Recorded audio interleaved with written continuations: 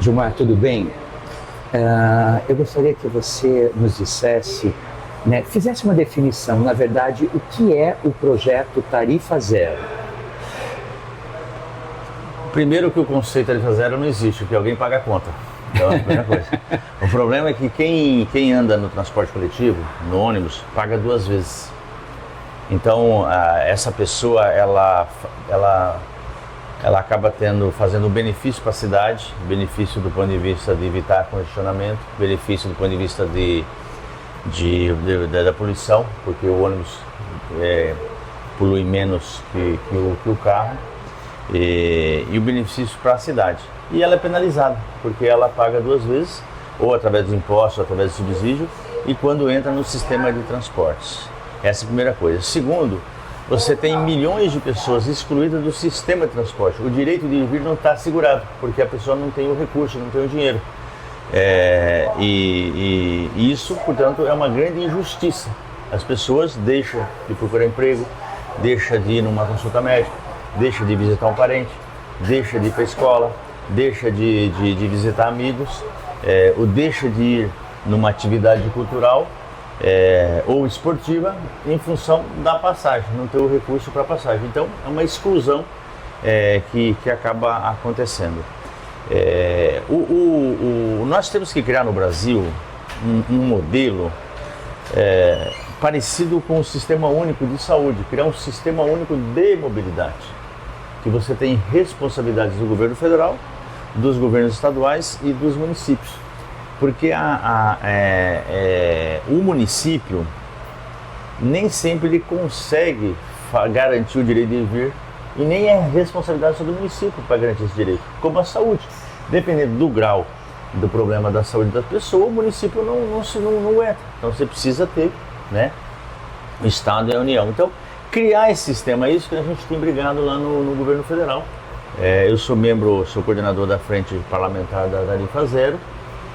A gente está numa batalha muito grande de aprovar esse sistema único de mobilidade, uma articulação política para fazer com que a Frente Nacional de Prefeitos assuma essa bandeira, para que os prefeitos assumam essa bandeira e dizer que a culpa não é só deles, né, mas que o governo federal também tem que ajudar em relação a isso. Quando você fala direito de ir e vir, nós estamos falando, na verdade, das pessoas se apropriarem da cidade.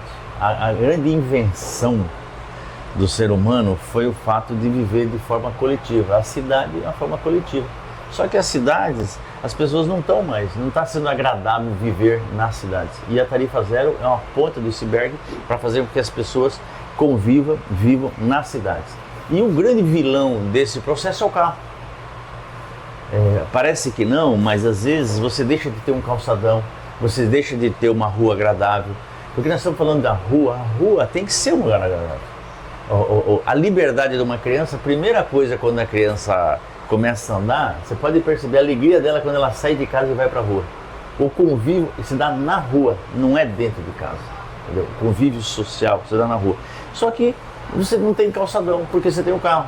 Ou o carro estacionado, ou o carro em alta velocidade, ou o carro andando. E nós temos que ter uma política para isso. Ao invés de ter incentivo à fabricação de veículos individuais, você tem que ter um incentivo à fabricação de ônibus, de trem, de vagão. Porque, então, do ponto de vista da cadeia produtiva da indústria, a geração de emprego é mesmo, entendeu? Não faz diferença.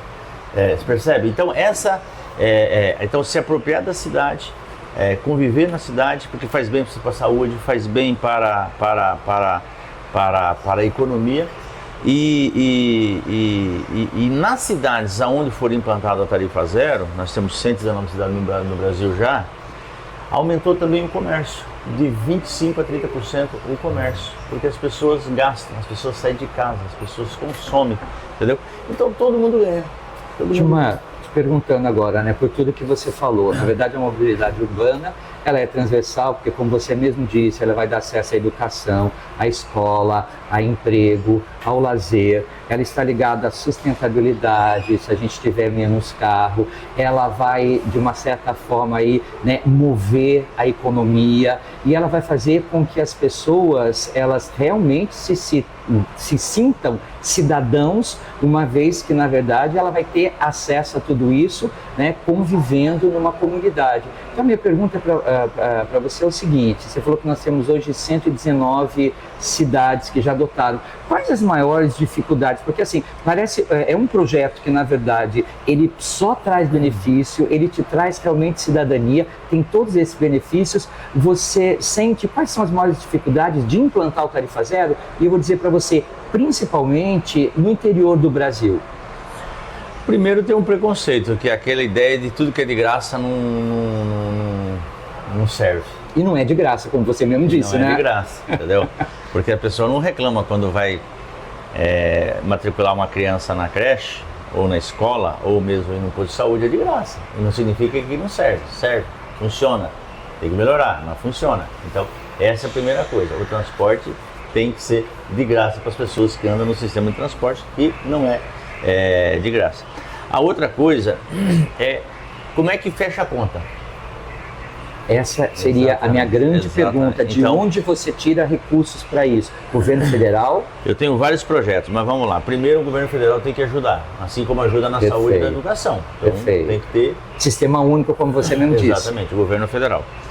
Até porque você tem uma lei, por exemplo, do idoso, gratuidade para idoso, que é uma lei federal, mas o governo federal não passa esse recurso para o município. Então, entendeu? Você está fazendo benefício com um chapéu ali. A segunda coisa, eu tenho uma PEC que eu considero que o usuário do carro tem que pagar, ajudar, fechar a conta. O usuário, por quê? Porque ele usa o espaço do viário 7 vezes mais que ele mesmo, entendeu? Então, uma conta muito simples. A pessoa sai de carro na rua, ela paga uma tarifa, uma passagem. No Mirim, não sei quanto está a passagem de ônibus lá, ela paga uma só, não é nem duas por dia. Agora, quando sai, se o carro fica em casa, não paga. Se sai, paga. Então, isso. A outra é um outro projeto que eu tenho, que é o Vale Transportes. O Vale Transportes, o empregador, ao invés de dar o Vale Transporte, dar o dinheiro para o empregado, ele deposita no fundo municipal. Porque é uma diferença muito grande, em torno uma evasão do Vale Transporte de 20% a 30%. Então não aumenta o custo, só que o empregador ele deposita no fundo e aí o empregado ele tem direito à gratuidade 24 horas por dia. 30 dias por semana, entendeu? 7 dias por semana, 30 dias por mês e 365 por ano. Então ele tem gratuidade não só para trabalhar, mas para tudo. Isso e eu defendo, assim como tem um programa Caminho da Escola, que é aquele transporte escolar amarelinho, que o governo federal faz através do Ministério da Educação, de fazer um programa nacional de fabricação de ônibus e entrega de ônibus para os municípios, não poluentes, entendeu? Então, ônibus elétricos? Ônibus não poluentes. Não poluentes. Exatamente. Então, o governo federal, ele favorece toda a cadeia produtiva, né, gera emprego e esse disponibiliza esses ônibus para os municípios, como faz no Caminho da Escola. Né? Ele disponibiliza. E seriam por etapas esse projeto, na verdade? Faz por ano. Hoje a renovação da frota de ônibus no Brasil é 7 bilhões. 10 bilhões. Para o governo federal não é muito dinheiro. 10 bilhões. Entendeu? Você renova toda a frota e todo ano você faz esse programa. Ajuda na geração de emprego em toda a cadeia produtiva, na fabricação de ônibus. Quando você fala ônibus, pode ser trem, metrô, tudo, mas vamos falar de ônibus. Você tem borracha, você tem a parte de vidro, né? Você tem a parte de plástico, tudo, entendeu? Então você potencializa o Brasil, a China, esse desenvolvimento da China, essa potência que vai virar a primeira economia mundial, você pode ver, foi tudo a malha ferroviária que fizeram na China, que é grande demais. Foi a base deles. Entendeu? Foi a base deles. Diminuiu o custo, diminuiu o congestionamento, resolve uma grande parte da questão ambiental. E o Brasil tem que fazer isso. Então, além do que, você tem outras fontes de arrecadação, do estacionamento rotativo, né? Você pode fazer através de empreendimentos imobiliários, quando tem impacto no morador, as pessoas vão morar no outro lado da região, você cobrar um percentual dessa coisa. Emenda parlamentar. Por que eu, deputado federal, eu posso mandar uma emenda para fazer um asfalto, para recuperar um posto de saúde, uma escola, eu não posso fazer uma emenda para comprar um ônibus. Com certeza. Entendeu? Então, tudo precisa, como diz no passado, cair a ficha de que essa questão da mobilidade eu acho que é a grande novidade que nós do PT devíamos apostar. E assim, seria fundamental para o desenvolvimento da cidade. Eu tenho falado muito no PT, de que o PT precisa assumir para valer o debate da tarifa zero, que é a ponta do iceberg. Na verdade, o debate de cidades. A mobilidade, ela trabalha com a questão urbanística, com a questão habitacional, com a questão da qualidade de vida, a questão da saúde, entendeu? Para as pessoas realmente começar a conviver de forma mais feliz nas cidades, porque aí envolve depois a educação, a saúde, envolve cultura, envolve tudo, entendeu? Então a tarifa zero, e é uma coisa que a gente pode talvez se conectar para valer com a juventude. Eu acho que esse é o papel do PT, esse é o nosso papel. Por isso que eu tenho viajado no Brasil todo falando da tarifa zero. O ano passado esse debate apareceu muito na eleição municipal, de prefeitos e vereadores. Tenho feito muita audiência pública. Estou indo viajar agora em abril em Belgrado, que é na Sérvia, para conhecer a tarifa zero lá, que implantou a partir de 1º de janeiro de 2025. Por quê? Porque é a primeira cidade no mundo que a tarifa zero é acima de 1 milhão de habitantes. Belgrado tem 1.700.000 habitantes. Então eu vou lá conhecer, porque quando eu faço o debate, eu sou de São Paulo, a grande pergunta que as pessoas fazem, os técnicos fazem, mas qual a cidade grande, qual a maior? Tem cidade de 700 mil, de 500 mil no mundo, tem Tallinn na Estônia, que tem 500 mil, na China tem, aqui no Brasil a Caucaia, na região metropolitana do Ceará, que tem 350 mil habitantes, então eu vou visitar uma que tem mais de 1 milhão de habitantes, para fazer esse debate nas cidades grandes, e aí a hora que uma cidade grande, uma capital, fizer a tarifa zero, aí você vai ter certeza que vai ser um rastilho de pólvora, todo mundo vai começar para valer se preocupar com isso. E você acha que existe um obstáculo também aí, por exemplo, de empresários desse setor privado de transporte, ou, por exemplo, de prefeitos aí, por questões políticas mesmo, né?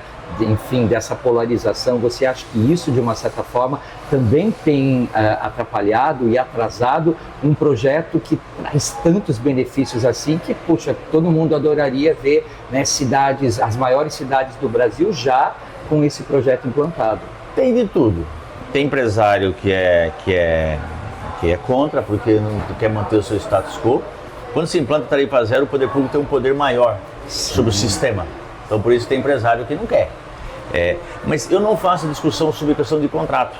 Porque o empresário é o seguinte, é uma prestação de serviço, eles prestam o serviço, a prefeitura tem que pagar o serviço que ele presta. Via planilha, tudo transparente e tal. É a mesma coisa com coleta de lixo. A pessoa presta um serviço, coleta o lixo, vai lá e tem que pagar. Ponto final.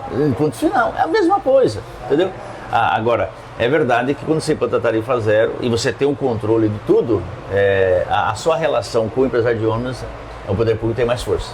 Ele perde, muda a relação, muda a relação. E eu não faço, as pessoas me perguntam, mas tem que estatizar? Tem que... Pode ser estatal. Não necessariamente. Não necessariamente, entendeu? Pode ser estatal, pode ser privado. O importante é o seguinte, que o controle do viário e o controle do transporte público, o controle das viagens, o poder público tem que ter. Entendeu? Assim como tem que ser na educação, na saúde, na segurança. Também. Então, é por isso que já teve mais resistência, agora menos. Porque os empresários perceberam também que a tarifa, o passageiro não aguenta mais pagar a passagem, não aguenta pagar ele. Ele precisa de outras fontes de recursos. Então, você já tem empresários que já perceberam que precisa ter uma outra modelagem de financiamento do transporte público, que não pode ser mais o usuário, entendeu? Então, nós temos que ganhar todo mundo. E é por isso que, se nós da esquerda não apostar nesse projeto, a direita está fazendo. Com certeza. Porque socialmente ninguém questiona. Politicamente dá voto. E você tem muitas prefeituras de direita que estão implantando tarifa zero. Eu não vou ser contra. é um benefício público, né? Entendeu? Então, se nós da esquerda não assumir essa bandeira para valer, a gente perde o bonde nesse debate. Sendo que esse debate sempre fomos nós que fizemos. Desde a época da Arandina, quando foi prefeito do PT, lá em 89. A primeira tarifa zero no Brasil foi em Conchas, no município de Conchas, que foi o prefeito do PT, que fez nos anos 80 ainda, percebe? A Arundina tentou criar uma frota própria, na verdade, na cidade de São Paulo, eu lembro disso. Na época ela tinha uma briga muito grande com as empresas de ônibus, então tinha todo um debate sobre estatização. Por isso que eu não faço debate se estatiza, se privatiza. Não, porque não há necessidade. Não é debate, não é esse, porque você desvia o foco, entendeu? Um outro debate que eu evito fazer é o seguinte, principalmente nas regiões onde tem as regiões metropolitanas. Mas não dá para fazer só no município, tem que fazer em toda a região metropolitana. O ótimo é inimigo do bom. Vamos fazer no município. Faz no município, cada município faz o dele, a hora que tiver todos os municípios, aí você integra. Aí você vê como que você faz a tarifa zero na região metropolitana, entendeu? Então, cada um faz o seu dever de casa, faz do município, vamos começar devagarinho e depois você faz com os outros e aí depois você integra. Eu fui para Luxemburgo, país pequenininho. Lá o país inteiro tem tarifa zero, entendeu? Então lá você tem, de uma cidade para outra, você tem tarifa zero. Você pega o ônibus intermunicipal, interestadual lá, você pega. E aí é trilho, pneu, ônibus, metrô, tudo. Mas cada um tem o seu modelo. Então nós, no Brasil, tem que fazer, cada cidade tem que fazer o seu modelo, vai fazendo. Daqui a pouco, todo mundo. Até porque o povo, a população, se você faz no município, aí o município vizinho começa a falar assim, mas por que tem lá e por que não tem? E outra coisa, essa coisa que precisa ser cidade rica para fazer tarifa zero. Não, você tem cidade rica que tem tarifa zero e que não tem tarifa zero. Você tem cidade pobre que tem tarifa zero e que não tem tarifa zero. Então, é questão de vontade política, tem que pôr na mesa do prefeito, a Câmara tem que debater, discutir. Dividir as responsabilidades, federal e estadual. E eu espero, vocês têm lá o Hernani como vereador, e espero que ele assuma essa bandeira da tarifa zero. Porque o grande problema também nós do PT é que os vereadores do PT não assumem a bandeira. Já assumiu, posso garantir. Você viu? Olha, muito abraço prazer pro Hernani, mesmo. Foi uma honra. E olha, parabéns por esse projeto, porque eu acho que é a base de tudo mesmo, para que a gente tenha sustentabilidade, para que a gente mova a economia e para que as pessoas possam se sentir cidadãs mesmo. E olha, uma honra mesmo. Muito obrigado mesmo, tá? Tamo junto.